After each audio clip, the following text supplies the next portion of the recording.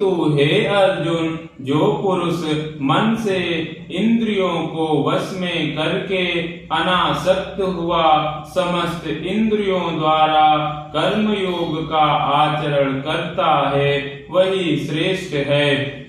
तू शास्त्र विहित कर्तव्य कर्म कर, क्योंकि कर्म न करने की अपेक्षा कर्म करना श्रेष्ठ है, तथा कर्म न करने से तेरा शरीर निर्वाह भी नहीं सिद्ध है।